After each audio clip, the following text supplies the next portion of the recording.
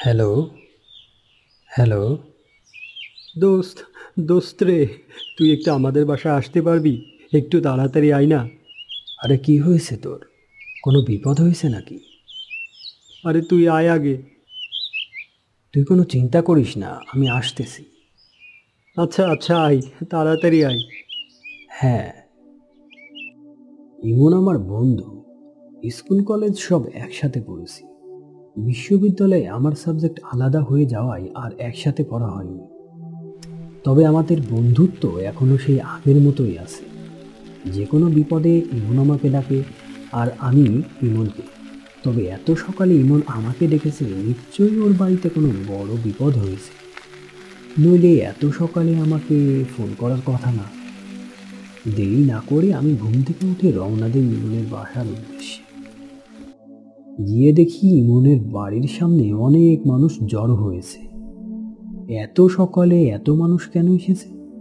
আমার খানিকটা টেনশন বেড়ে যায়। একটু সামনে এগোতেই বাড়ি থেকে কান্নার আওয়াজ শুনতে পাচ্ছি। কি হলো আবার? গিয়ে দেখি ওদের উঠোনে একটা খাটের উপরে ওর বাবাকে শোয়ানো হয়েছে। পাশে বসে ওর মা আর আত্মীয়রা কান্নাকাটি করছে। আমার আর বুঝতে দেরি হলো না, ইমনের বাবা মারা গেছে। ইমনের বাবার গায়ের উপর থেকে চাদরটা একটু সরালাম, দেখলাম গলায় একটা কাটা দাগ। তারপর একটু ভালো করে খেয়াল করে দেখলাম তার ডান হাতের একটা আঙুল নেই। ইমন আমাকে দেখে কান্নায় ভেঙে পড়েছে। বাবার মৃত্যু আমার কাছে কেমন যেন অস্বাভাবিক মনে হচ্ছে। বাবাকে কেউ খুন করেছে। বাবার গলা কাটা, আবার হাতের একটা আঙুলও নেই। কিন্তু বাবাকে কে খুন করবে? আমার জানা মতে বাবার তো কোনো শত্রুও নেই। তিনি তো একজন সাদাসিধে নিরীহ মতো মানুষ। সেটাই তো ভাবছি দোস্ত, খুনটা কে করলো? তোর জানা মতে আঙ্কেলের কোনো শত্রুও নেই। আচ্ছা, তুই কি এই ব্যাপারে নিশ্চিত? একদম নিশ্চিত, কারোর সাথে কোনো শত্রুতা ছিল না। আচ্ছা, রাতের বেলা তোর বাবাকে খুন করলো, তোরা তো তখন কেউ বাড়িতে ছিলি না। না রে, আমরা তো কেউ বাড়িতে ছিলাম না। আমি মাকে ডাক্তার দেখাতে ঢাকায় নিয়ে গেছিলাম। রাতে বাসে করে আমি আর মা ঢাকা থেকে ফিরেছি। এসে দেখি বাবার এই অবস্থা। ইমনকে সান্ত্বনা দেওয়ার ভাষা খুঁজে পাচ্ছি না। তবে ওর বাবার মৃত্যুটা যে স্বাভাবিক নয়, এটা আমি বুঝতে পারছি। পুলিশকে কল করব কিনা ভাবছি। আচ্ছা, পুলিশকে কি ঘটনা জানানো যায়? তুই পুলিশকে কল করে জানা, আমি একটু মাকে দেখি। মা খুব ভেঙে পড়েছে। আমি পুলিশকে জানালে পুলিশ এসে ময়নাতদন্ত করে আমাদের কাছে হস্তান্তর করে। আমরা যখন লাশ দাফন করি তখন প্রায় রাত হয়ে গেছে। আমি আর ইমন দুজনে ফিরে আসছিলাম নদীর পাশে রাস্তা দিয়ে। চারিদিক অন্ধকার হয়ে এসেছে। এমন সময় ইমন একটা কথা বলে ওঠে।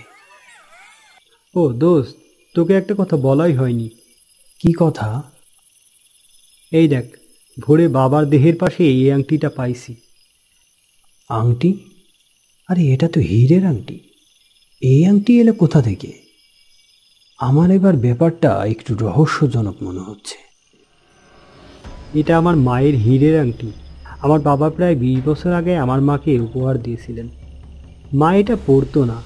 হীরের আংটি হওয়ায় মা প্রতিবেশীদের কাউকে কখনো জানায়নি।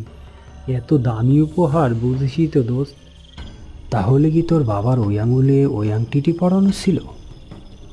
আরে না না, বাবা আবার আংটি পরবে কেন? বাবা আংটি পরতো না। আমার কাছে ব্যাপারটা অন্যরকম মনে হচ্ছে। ইমনের বাবার মৃত্যুর কারণটা এবার অনেকটাই স্পষ্ট মনে হচ্ছে। মনে হয় তোদের বাড়িতে গতকাল চোর এসেছিল। চোর আংটিটি নিয়ে যাবার সময় আঙ্কেলের ঘুম ভেঙে যায়, আর তিনি চোরকে দেখে ফেলেন। তিনি চোরকে ধরতে গেলে তার গলায় এবং হাতে আঘাত লাগে। এক্ষেত্রে চোর হয়তো তোর বাবাকে ছুরি দিয়ে আঘাত করেছে। তুই মনে হয় ঠিকই বলছিস। আমারও মনে হচ্ছে চোর এই কাজটা করেছে। কিন্তু আংটির খবর চোর জানলো কিভাবে? ব্যাপারটা আমিও ভাবছি। তার মধ্যে মানুষ যে আঙুলে বিয়ের আংটি পরে, ঠিক সেই আঙুলটি কাটা পড়েছে। চোর অন্য কোথাও আঘাত না করে আঙুল কেটে ফেললো কেন? আচ্ছা, যে আঙুলটা কাটা গেছে সেটা কোথায় রে? আরে তাই তো, বাবার লাশের পাশে তো আঙুলটা দেখলাম না। চোর আংটি ফেলে গেছে কিন্তু আঙুল নিয়ে গেছে, এইটা আবার কেমন কথা? ব্যাপারটা ভাবতেই আমার গা ছমছম করছে। মানুষের হাতের আঙুল কে কেটে নিবে?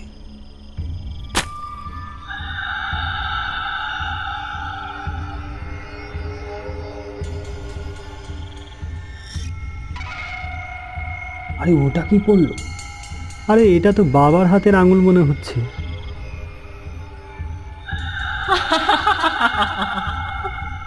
মানুষের হাতের আঙুল কে কেটে নেবে?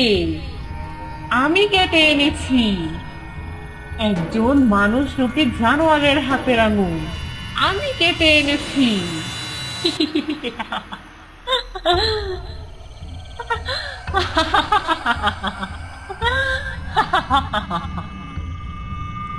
এই দৃশ্য দেখে ভয়ে আমার নিঃশ্বাস আটকে যাচ্ছে। ওইদিকে ইমন প্রায় অজ্ঞান হয় অবস্থা। আরে আপনি কে? আপনি আমাদের কাছে কি চান? আমি কি চাই? আমি যা চাই তা তোরা আমাকে দিতে পারবি না। আমি 20 বছর ধরে একটা আঙুল খুঁজেছি, সেটা আজ পেয়েছি। আমি কি বলবো বুঝে উঠতে পারছিলাম না। তবে এটা নিশ্চিত যে প্রেতাত্মাটি ইমনের বাবাকে খুন করেছে। রাস্তায় পড়ে থাকা আঙুলটি ইমনের বাবার আঙুল, তাতে কোনো সন্দেহ হচ্ছে না। তবে মনে হচ্ছে এই প্রেতাত্মাটি আমাদের কিছু বলতে চায়। কি বলতে চাই সে? আচ্ছা, আমি আপনার কথা কিছুই বুঝতে পারছি না। আমার বাবাকে আপনি খুন করেছেন? আপনি কি বলছেন? আমার বাবা এই কাজ করতে পারে না। মানুষ সময়ে সময়ে রূপ বদলায়, মানুষের একই রূপ কখনো থাকে না। আমিও এমন ছিলাম না, আমিও তো রক্ত মাংসেরই মানুষ ছিলাম। বেঁচে থাকলে হয়তো আমারও একটা সুন্দর সংসার থাকতো। 20 বছর আগে তোর বাবা আমাকে খুন করে। আমি তার কাছে একটু বাঁচার আকুতি করেছিলাম, কিন্তু সে আমাকে বাঁচতে দেয়নি। আজ থেকে 20 বছর আগে আমার বিয়ে হয়েছিল। আমি আর আমার স্বামী নৌকা করে সদর থেকে বাড়ি ফিরছিলাম। তখন প্রায় রাত নেমে এসেছিল। প্রিয় তোমার মালা খানি বাউলের মনটারে, আমার ভিতর বাহিরে অন্তরে অন্তরে আসো তুমি হৃদয় জুড়ে। বাহ, তুমি তো বেশ ভালোই গাও। ধন্যবাদ ধন্যবাদ। চলো না এর সাথে আরো কয়েকটা গান গাই। জি না, আমাকে দিয়ে ওসব হবে না। আরে তুমি আবার এই আংটিটা পরে বের হইছো? তোমাকে না কতবার বলছি এই আংটিটা পরে বের হবা না। একটা বিপদেরও তো আশঙ্কা থাকতে পারে, তাই না? দিনকাল যা পড়েছে তাতে তো আসলে কিছুই বলা যায় না, কখন যে কি হয়ে যায়। ভাইজান, আকাশের অবস্থা তো ভালো থাকতেছে না। পানির ঢেউ বাড়তেই আছে, বৃষ্টি নামা শুরু করছে। এই যে কোনো পারে গিয়ে নৌকাটা ঘিরাও তাইলে মাঝি ভাই, ঝড় থামলে আবার বেরোবো। আকাশের এই অবস্থায় নদীতে থাকাটা ঠিক হবে না মনে হচ্ছে। আমি আসলে সেটাই ভাবতেছি ভাইজান। তার মধ্যে আবার ভাবি সাহেব আছে, দ্রুত যেতে হবে। কিন্তু এখান থেকে তো পারে যেতে মেলা সময় লাগবে ভাইজান। কি যে কর্ম কিছুই বুঝতে পারতেছি না। বৃষ্টি আর ঝড় দেখি বাড়তেছে। কিছু একটা করো মাঝি ভাই, এইভাবে নৌকা ডুবে গেলে তো বিপদ। তাড়াতাড়ি আমাদের পাড়ের টাড়ে নামাও, আমাদের দুজনের তো সাঁতার জানি না। কি বলেন ভাইজান, আমি তো তাড়াতাড়ি করতেছি, কিন্তু ঝড় যেভাবে বাড়তেছে নৌকা ডুবে গেলে তো সাঁতার দিতেই হবে। আমি সর্বোচ্চ একজনের সাহায্য করতে পারবো, দুইজনের তো সাঁতারে আমার পারে না, সম্ভব না। হাই হাই, নৌকা তো ডুবে গেল। ধরেন, শক্ত করে ধরেন ভাবি সাহেব, শক্ত করে ধরেন। হে আল্লাহ আমাদের রক্ষা করো, আল্লাহ আমাদের রক্ষা করো। ভাইজান, নৌকা আজকে ডুবেই যাবে, তাড়াতাড়ি আল্লাহর নাম নিয়ে সাঁতার দেন। হে আল্লাহ আমাদের রক্ষা করো, আমরা তো সাঁতার টাতার জানি না।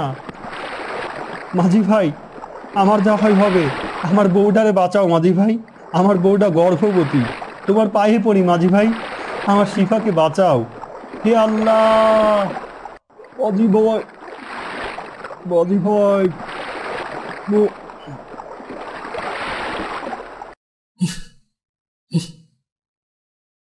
এ তো দেখছি পানি খেয়ে ঢোল হয়ে আছে।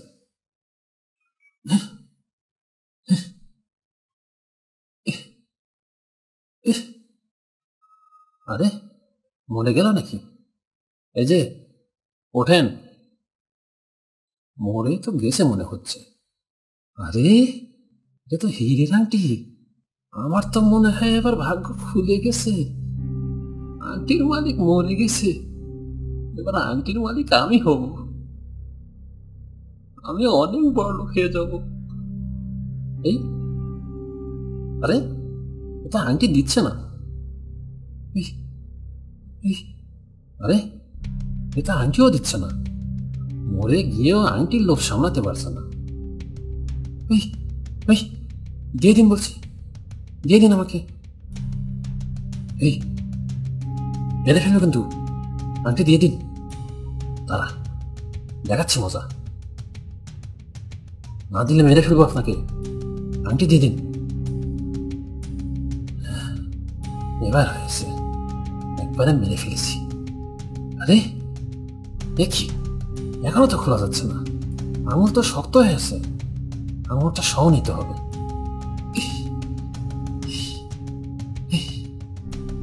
আরে লোহা না হাত, এবার কেমন আঙুল, কাটছেই না।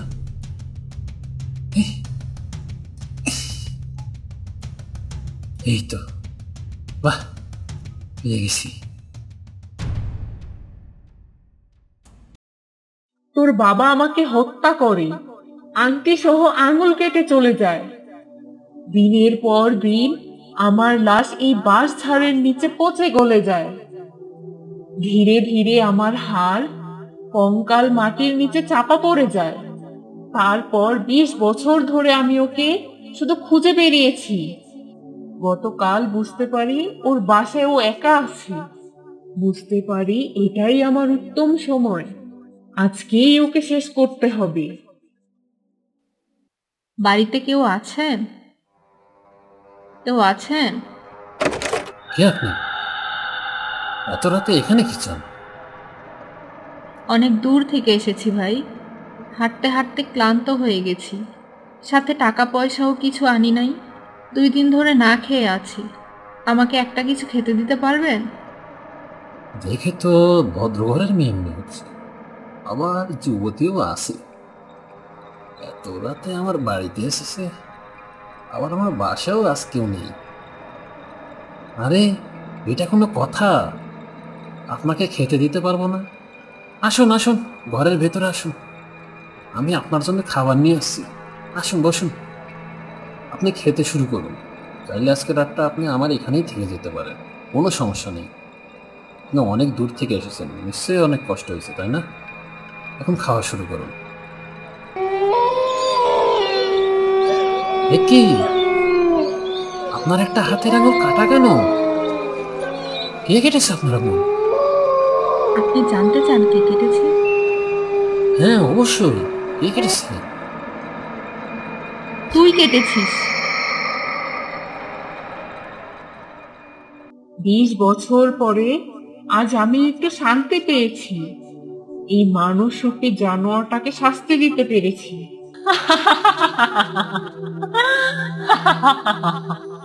প্রেতাত্মাটির কথা শুনে আমার বন্ধু ইমন হতবাক হয়ে যায়।